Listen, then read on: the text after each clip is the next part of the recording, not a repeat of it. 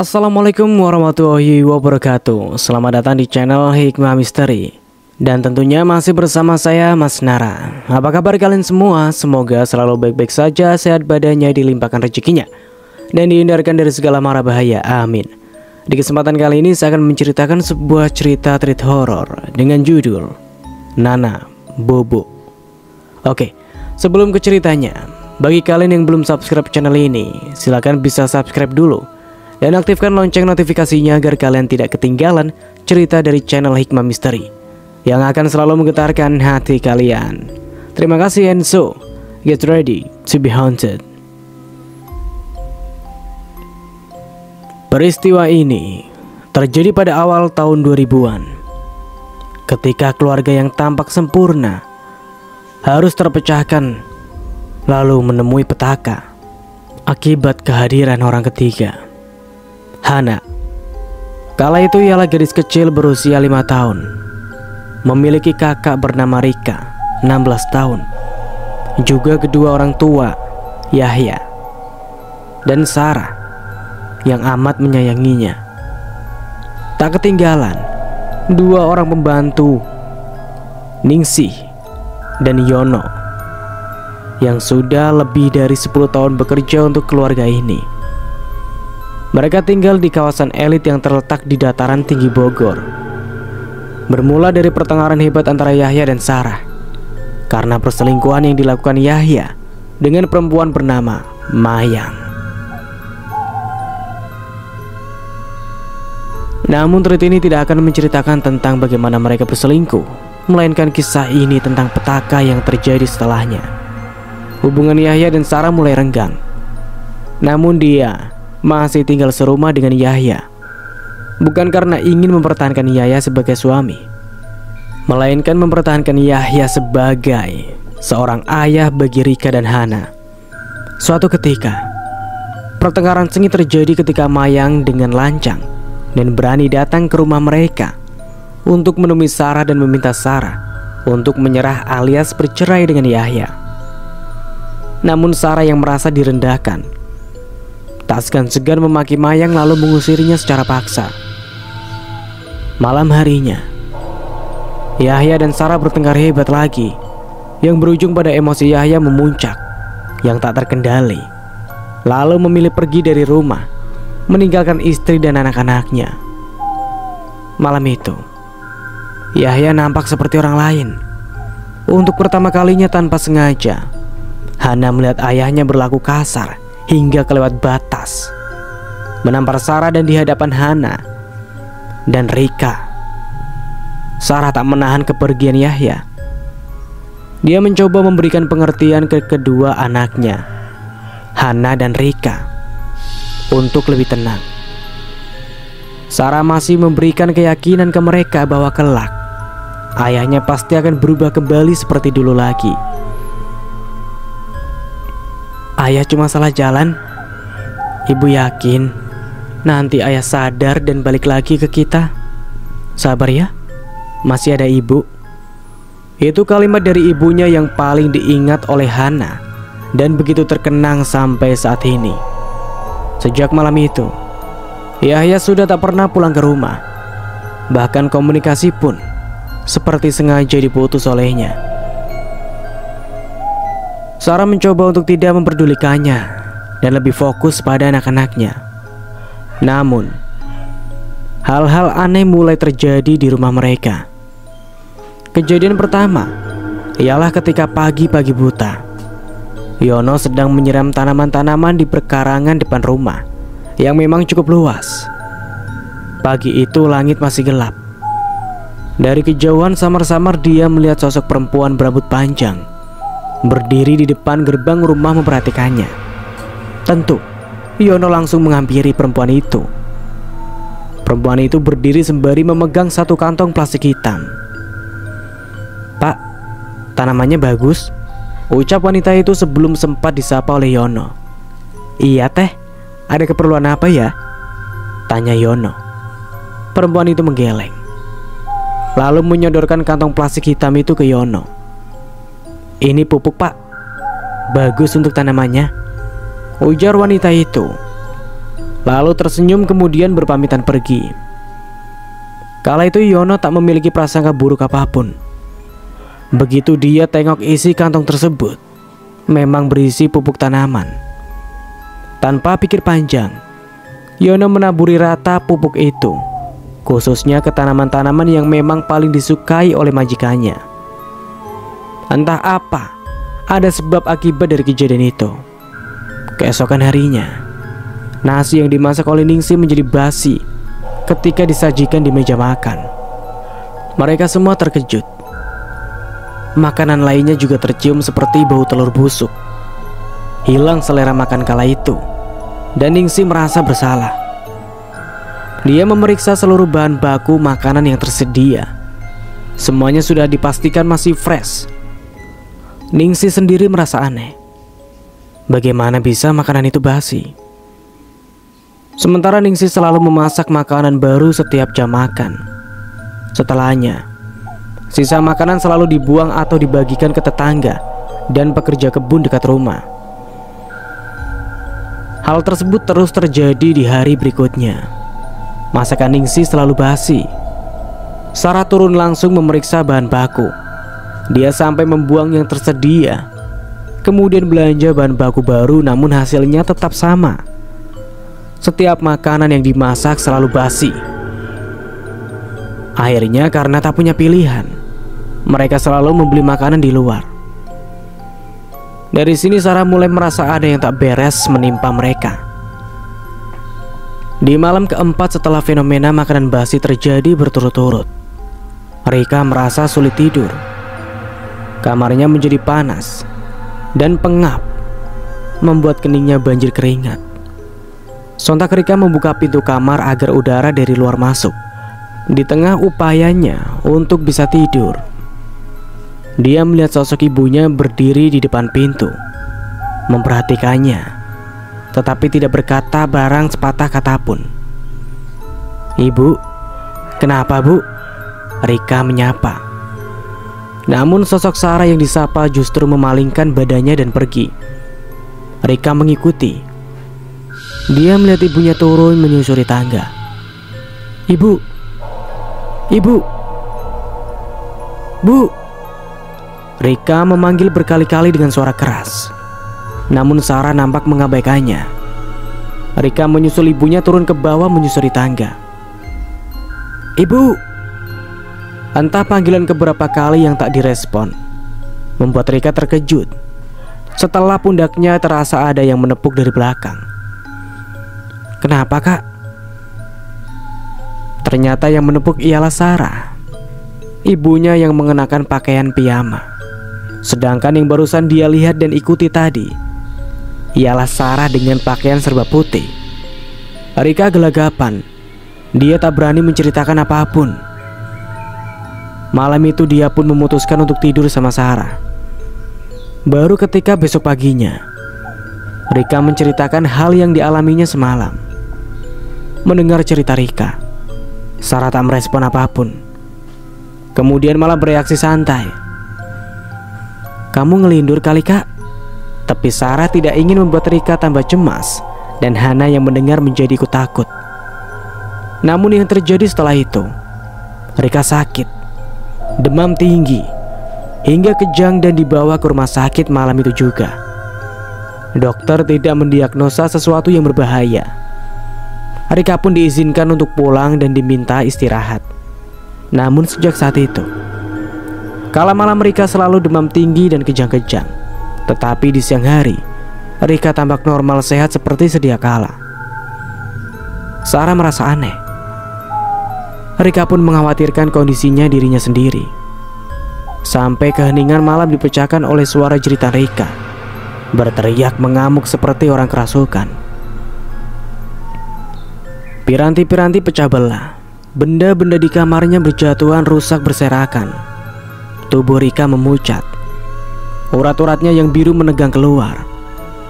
Matanya mendelik ke dalam hingga tak lagi terlihat bola mata.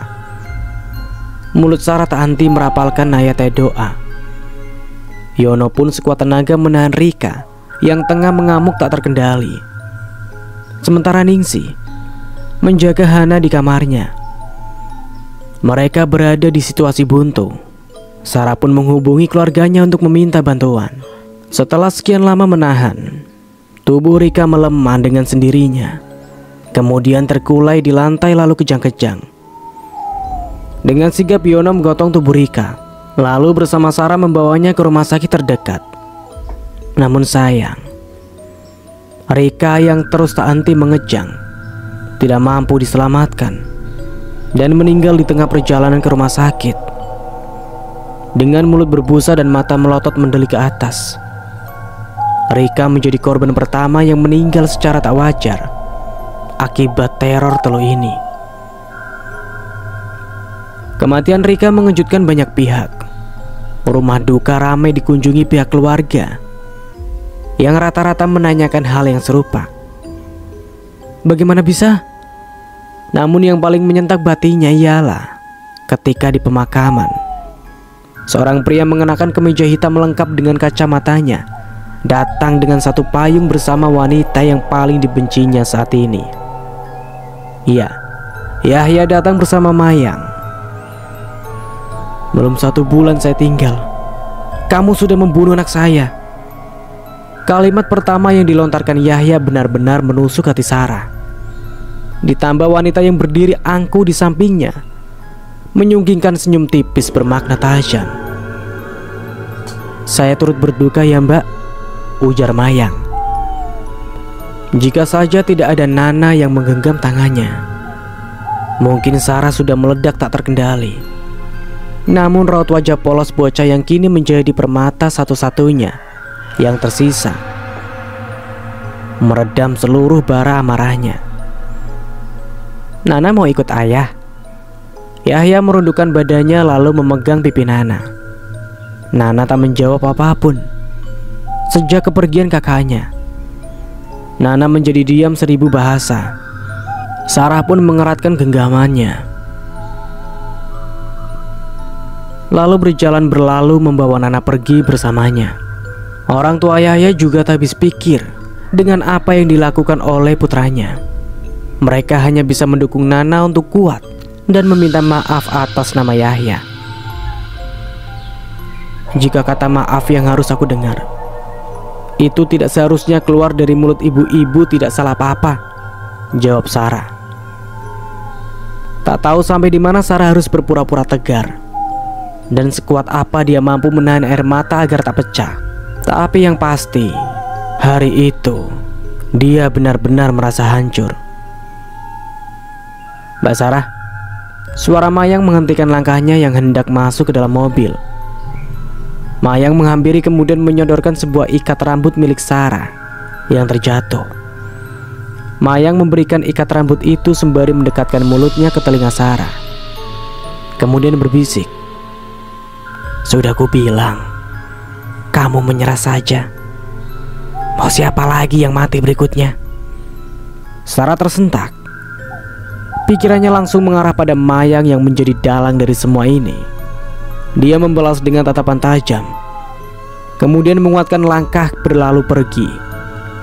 Sesampainya di rumah, Sarah mencurahkan isi hatinya dan menceritakannya pada Ningsih apa yang dikatakan oleh Mayang di pemakaman. "Bu, maaf sebelumnya. Dari makanan basi sampai meninggalnya Non Rika, sepengetahuan Mbok itu mirip sama tanda-tanda santet, Bu," ujar Ningsih memberanikan diri untuk mengutarakan pendapatnya. Sarah melongo seraya menunggu penjelasan selanjutnya dari Ningsih. "Jadi gini Bu," ucapan Ningsih terpotong ketika melihat Nana yang berdiri di ujung dapur nampak terdiam memperhatikan. Mereka tak menyadari bahwa dari awal Nana sudah mendengar percakapan mereka. Sontak Sarah langsung menghampiri dan menggendong Nana. Usai menemani Nana sampai terpulas, Sarah yang merasa lelah beranjak kembali ke kamarnya yang terpisah dengan Nana. Dalam kesendirian menjelang tidur, tangis Sarah tak mampu lagi terbendung. Dia tak mengira musibah ini harus terjadi padanya hingga mengorbankan anaknya. Bagaimana bisa suaminya menuduhnya sebagai pembunuh anaknya sendiri? Malam ini Sarah hanyut memeluk tubuhnya sendiri hingga tiba-tiba kepalanya terasa berat dan sakit tak tertahankan. Pandangannya berbayang, kemudian detik berikutnya menjadi gelap. Tengah malam, Nana terbangun akibat mimpi buruk dikejar oleh satu makhluk yang hendak membunuhnya. Nana gemetar, keningnya berkeringat. Di saat bersamaan, dia teringat waktu di mana Rika, kakaknya, tampak mengerikan ketika sedang kerasukan sampai menemui ajalnya. Hawa kamar menjadi panas. Di tengah ketakutannya, Nana merasa sedikit lega ketika melihat sosok ibunya berdiri di depan pintu memperhatikannya. Wajah Sarah nampak pucat. Anehnya, dia tidak masuk ke dalam kamar Nana, melainkan hanya berdiri tepat di bawah pintu, kemudian bersenandung mengayun bertempo lambat. Nana Bobo, oh Nana Bobo. Senandung itu berhenti di bait lirik kedua, kemudian mengulang lagi ke bait pertama. Begitu seterusnya, mengulang berkali-kali. Ibu, tegur Nana. Namun Sarah tak menjawab, melainkan menyeringai lebar kemudian berbalik arah dan berjalan perlahan. Ibu! Nana beranjak dari kasur menyusul sang ibu. Sarah berjalan menyeret di lorong atas sembari bersenandung, kemudian menuruni tangga menuju lantai bawah bersama boneka panda kecil yang didekapnya. Nana mengekori Sarah yang tak henti berjalan sambil terus bersenandung mengayun meski sudah berkali-kali dipanggil. Tiba di lantai bawah, Nana kehilangan jejak ibunya. Ibu? Ibu? Masih tak ada jawaban. Tak tak tak tak tak. Suara ketukan benda mengejutkan Nana. Suara itu bersumber dari arah dapur yang terletak di sudut dekat halaman belakang. Meyakini itu adalah ibunya, Nana melangkah ke arah dapur. Suara ketukan benda itu semakin keras terdengar bertempo. Setibanya di dapur, dia melihat punggung Sarah yang sedang berdiri membelakanginya. Namun yang mengerikan ialah Sarah menggenggam pisau besar mirip pisau daging, yang mana sudut tajamnya dibenturkan ke talenan kayu. Tak tak tak tak. Pisau itu diayunkan semakin keras. Sontak Nana merasa merinding dan ketakutan. Dia hanya terpaku berdiri gemetar. Dan detik-detik berikutnya, sosok Sarah menoleh. Dan Nana berteriak ketakutan. Kalau rupa ibunya memutar kepalanya 180 derajat seperti patah, lalu menggeleng-gelengkan kepalanya dengan mulut menganga lebar. Sontak Nana berjongkok. Kedua tangannya menutup telinga dan matanya memejam. Nana ketakutan setengah mati. Jantungnya berduru cepat. Tak lama terdengar suara langkah mendekat. Non? Non Nana kenapa? Ini Mbok. Bersyukur, Ningsi dengan sigap menghampiri ketika mendengar suara cerita Nana. Dipeluknya erat gadis mungil di hadapannya, mencoba menenangkan tubuhnya yang masih gemetar. Nana menangis ketakutan, menceritakan apa yang dilihatnya kepada Bu Ningsi. Dia mengatakan bahwa dia melihat sosok ibunya dengan rupa yang menyeramkan. Non Nana tadi cuma ngelindur, mimpi buruk sambil jalan. Yuk kalau nggak percaya, Mbok antar ke kamar ibu. Sejujurnya perasaan getir juga merajam Ningsi malam itu, karena sebenarnya dia mendengar suara yang sama seperti yang Nana dengar. Namun Ningsi tak ingin membuat anak majikannya ini ketakutan. Begitu tiba di kamar Sarah, terlihat Sarah sedang tidur di ranjangnya. Kenapa Mbok? Sarah terbangun, lalu segera memeluk anaknya yang nampak syok. Malam itu, Nana yang ketakutan tidak berani untuk tidur sendiri. Akhirnya dia tidur bersama Sarah malam itu. Ada yang aneh. Ketika tubuh Sarah basah oleh keringat, padahal suhu di ruangannya sudah sangat dingin. Ketika alam bawah sadar hendak membawa Nana ke titik lelapnya, Sarah terdengar bersenandung. Nana bubuk, oh Nana bubuk, kalau tidak bubuk, nanti ibu mati. Nana masih dapat mendengar dengan jelas senandung lagu yang kini dilantunkan dengan lirik lengkap. Namun, Nana tidak memiliki keberanian untuk membuka mata. Pagi hari, Sarah mengeluh badannya pegal-pegal dan minta dicarikan tukang urut ke Ningsi. Bersama dengan itu tak lama berselang, Yono datang bersama orang pintar alias dukun yang sebelumnya memang dipinta datang oleh Sarah ketika dirinya mulai merasa ada yang tidak beres. Entah mengapa orang pintar itu tercengang melihat Sarah. Mereka berbicara di pekarangan depan rumah. Di sini si penulis tidak mendapatkan informasi apa yang mereka bicarakan, karena Nana si narasumber kala itu tetap berada di dalam rumah bersama Bu Ningsi. Oke, lanjut. Tapi yang pasti pembicaraan itu memantik emosi Sarah, kemudian mengusir sang dukun yang mana merupakan kerabat dekat Yono juga. Buktikan omongan saya. Petaka menghampiri ibu dan rumah ini. Semoga kalian selamat. Itu ucapan terakhir sang dukun sebelum akhirnya pergi dan meninggalkan rumah tersebut. Setelah itu, Sarah nampak frustasi. Emosinya meledak-ledak. Sedangkan Yono, dia pun menjadi gusar kemudian pergi tanpa pamit. Hari-hari berikutnya teror semakin menjadi.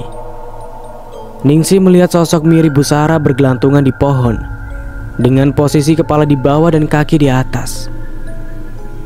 Lantunan lagu Nana Bobo dengan bait yang diubah mengerikan itu selalu Nana dengar setiap malam, yang membuat dirinya tak berani membuka mata. Kesehatan Sarah pun menurun. Dia terus-menerus terbatuk-batuk dan mengeluh sakit kepala, juga badan yang terasa pegal-pegal kian harinya. Tatapan Ningsi kepada majikannya pun mulai berbeda. Ningsi nampak menjaga jarak dengan Sarah.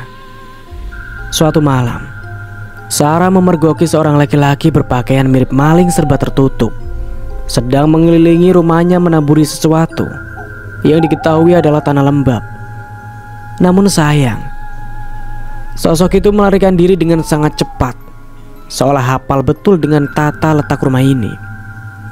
Kemudian hari berikutnya, peristiwa yang mengerikan terjadi lagi. Langit semakin gelap dengan bulan yang tertutup awan. Begitupun dengan sebagian besar lampu-lampu rumah sudah diredupkan. Kesunyian malam dipecahkan oleh suara gamelan dan ketukan-ketukan gendang terdengar sampai ke telinga Ningsi. Ningsi yang penasaran mengikuti arah sumber suara tersebut. Ningsi melangkah dengan gemetar. Dia berupaya mempertahankan kendali beraninya. Suara gamelan dan penggiring tradisional lainnya terdengar semakin nyaring. Ningsi terus mendekat, lalu mengintip ke arah ruang tengah dari sudut dapur yang dekat dengan kamarnya. Betapa terkejutnya Ningsi melihat sosok Ibu Sarah mengenakan pakaian adat tradisional dan menari meliuk-liuk sembari menembangkan lagu Jawa. Wajah Sarah hancur, matanya bolong. Dia menari dengan lihai mengibaskan selendang merahnya. Perlahan sosok itu mendekati Ningsi, perlahan, sembari tetap menari dengan mulut yang menyeringai. Ingin rasanya Ningsi berlari 1000 langkah. Namun untuk mengangkat satu kaki saja, Ningsi tak ada daya. Tubuhnya gemetar dan mematung. Lidahnya mendadak keluh untuk berteriak. Dirinya hanya bisa menutup mata dengan pasrah, sembari merapalkan ayat-ayat doa yang dari tadi hanya memutar-mutar di ayat yang sama tanpa pernah selesai. Dan krek, suara gerbang tergeser dari arah luar. Ningsi memberanikan diri untuk membuka mata begitu tak ada lagi suara gamelan dan iringan terdengar. Sosok mengerikan itu sudah lenyap dari pandangan Ningsi. Dia tak mampu lagi menahan keseimbangan tubuhnya hingga roboh ke lantai. Pintu belakang terbuka. Ternyata itu adalah Yono, tukang kebun yang sudah 2 hari tak pulang. Melihat Ningsih terkulai, Yono segera membantunya berdiri, kemudian memberinya segelas air agar lebih tenang. Ningsih menceritakan apa yang baru saja terjadi padanya, mengenai sosok penari berwajah hancur dan bermata bolong mirip rupa majikannya. Sontak ada yang berbeda dari raut wajah Yono. Santet tali gaib, gumam Tony. Sepertinya Yono habis mendapatkan informasi mengenai apa yang terjadi di rumah ini dari dukun yang tempo hari diusir oleh Sarah. Kita harus membunuhnya sebelum kita yang dibunuh, tegas Yono, kemudian mengeluarkan parang yang menggantung di ikat pinggangnya. Yono langsung beranjak bangun dan berjalan cepat ke lantai atas menuju kamar Sarah. Tentu langkah Yono tak mampu dikejar oleh Ningsih yang berupaya mengejar dengan langkah yang masih gemetar. Ningsih berteriak berupaya menghentikan Yono, namun tetap diabaikan. Yono, kamu mau apa Yono? Jangan, berhenti Yono. Setibanya di lantai atas, Yono sudah tak lagi terkejar. Naluri Ningsih justru menuntunnya untuk lebih dulu ke kamar Nana yang letaknya lebih dekat untuk mengamankan Nana. Terdengar suara pintu tertutup keras dari kamar Bu Sarah. Ningsih panik. Dia benar-benar tidak tahu apa yang harus diperbuat selain menggendong Nana yang sedang tertidur, lalu dibawanya bersama untuk memastikan Nana aman. Meskipun tak ada yang menjamin keselamatan siapapun malam itu, samar-samar terdengar suara jeritan Bu Sarah dan barang-barang pecah belah. Hingga kemudian, suara Sarah menjerit keras. Sontak Ningsih secepat mungkin bergegas menuju kamar Sarah sembari mendekap Nana. Betapa terkejutnya Ningsih, dan matanya terbelalak begitu melihat malah justru Yonola yang tewas akibat parang yang dia genggam sendiri. Berniat membunuh Sarah. Entah apa yang terjadi, malah berbalik Yono menebas kepalanya sendiri. Setelah Rika, Yono menjadi korban kedua yang meninggal secara tak wajar. Siapa selanjutnya? Setelah hari pemakaman Yono, semua orang tampak frustasi. Tak terkecuali Sarah yang tampak lingkaran hitam pandai di kedua bola matanya.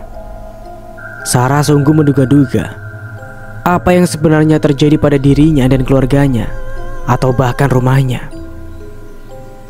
Ibu, maaf sebelumnya. Kalau boleh saya tahu apa yang sebenarnya terjadi di malam itu sama Yono, Bu? Apa? Tanya Ningsih, memberanikan diri kepada majikannya yang sedang melamun seorang diri di ruang tengah. Sejujurnya, kalau itu Sarah juga sedang melamunkan mengenai apa yang terjadi malam itu, yang mana menurutnya di luar nalar dan terjadi begitu saja. Sarah menarik nafas berat. Dia memiringkan sedikit tubuhnya untuk menghadap Ningsih.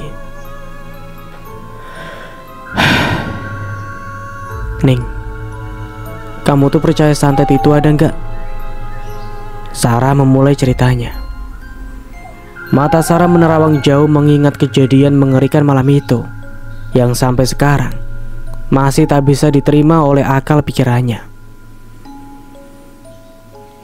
Kala itu di tengah lelapnya, Sarah terkejut ketika pintu kamarnya didobrak oleh Yono.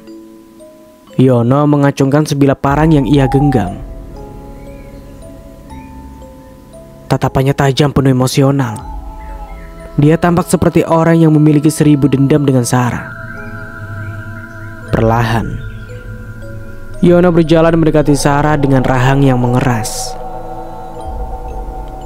Yono, kamu mau ngapain Yono? Sarah mulai ketakutan. Seharusnya saya yang nanya. Ngapain kamu ada di sini? Kamu siapa? Bentak Yono. Yono, jangan gila Yono. Posisi Sarah semakin mundur hingga mentok kedipan ranjangnya. Dia mulai merasa panik dan takut hal buruk akan diperbuat oleh Yono terhadap dirinya. Sebilah parang itu dia ayunkan ke atas, kemudian diarahkan ke arah kepala Sarah. Beruntung Sarah masih mampu menghindar. Yono terus mengejar Sarah, berusaha menancapkan parang yang digenggamnya ke kepala Sarah. Mata Yono memerah. Dia seperti orang yang lepas kendali. Sarah berusaha menghindari Yono hingga barang pecah belah dan benda-benda di sekitarnya berjatuhan. Santet tali gaib, kamu pikir saya nggak tahu? Kamu mengusir teman saya karena kamu takut kan? Sarah semakin tak mengerti apa yang diucapkan oleh Yono. Dia hanya teringat oleh sosok dukun yang memang dia usir beberapa hari lalu. Itu pun karena dia merasa dukun itu terlalu mengada-ngada. Apa yang disampaikan oleh dukun itu sama sekali tidak dapat diterima oleh akalnya. Hingga posisi Sarah tersudut. Dia tidak lagi memiliki ruang untuk menghindar. Tubuhnya gemetar ketakutan hingga roboh ke lantai. Berikutnya, yang Sarah bisa lakukan hanyalah pasrah. Tapi setelah itu, dia merasakan kepalanya berat. Pandangannya berbayang lalu kemudian menjadi gelap. Beberapa saat Sarah kehilangan kesadaran. Ketika dia bangun, matanya terbelalak. Begitu melihat Yono, kepalanya sudah tertebas oleh sebilah parang yang digenggamnya sendiri. Aku benar-benar nggak ngerti deh, Ning. Ada apa sih ini sebenarnya? Sarah menutup ceritanya dengan sebuah pertanyaan kepada Ningsih. Yono juga ngomong sama aku, Bu, sebelum dia naik ke kamar Ibu. Dia membicarakan soal santet tali gaib. Katanya dia mau ngebunuh Ibu sebelum Ibu yang bunuh kita, jawab Ningsih dengan nada berhati-hati agar tak membuat majikannya tersinggung. Oh iya, Bu, soal santet, aku percaya santet itu nyata. Di kampung, keluargaku juga pernah ada yang menjadi korban teluh. Kalau Ningsih boleh saran, sebaiknya kita harus segera mencari pertolongan, tutup Ningsih, kemudian berpamitan ke dapur. Ucapan Ningsih membuat Sarah tenggelam di dalam pikirannya sendiri, sampai lupa ada gadis kecil yang tengah merasakan hal serupa sedang duduk terdiam di sampingnya. Di balik diamnya, ingatan Nana merekam semua kejadian mengerikan yang menimpa keluarganya saat itu. Dan kematian Yono masih belum menjadi akhir dari teror yang semakin menjadi-jadi. Beberapa hari berselang, Yahya datang mengunjungi rumah bersama Mayang dengan tujuan untuk menjemput Nana. Kamu boleh ambil suami saya. Ambil. Tapi jangan harap kamu bisa ambil anak saya juga. Sarah benar-benar marah tak terkendali, hingga jarinya menunjuk tajam ke arah Mayang. Mayang hanya tersenyum sinis menanggapinya. Tetapi Yahya justru yang nampak begitu marah kepada Sarah, yang dianggapnya tak memiliki sopan santun. Terlihat jelas Yahya lebih membela selingkuhannya dibanding istrinya sendiri. Tangis Nana pecah di antara nada tinggi yang dilontarkan oleh Sarah dan Yahya.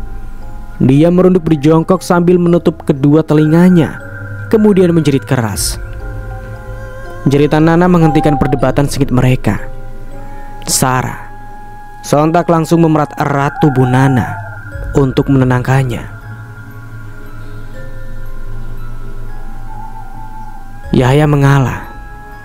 Dia pun sudah berusaha membujuk Nana untuk ikut dengannya. Namun Nana menolak dengan keras dan memilih untuk memeluk Sarah. Nak, tante pulang ya.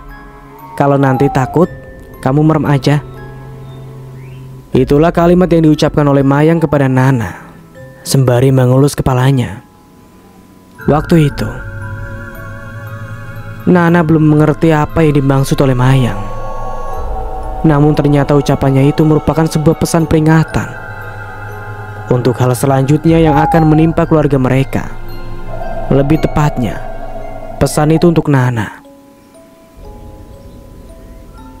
Singkat cerita, setelah semuanya terjadi, akhirnya Yahya mengetahui apa yang telah Mayang perbuat kepada keluarganya, sehingga membuatnya murka dan memilih untuk memutuskan hubungan dengan Mayang.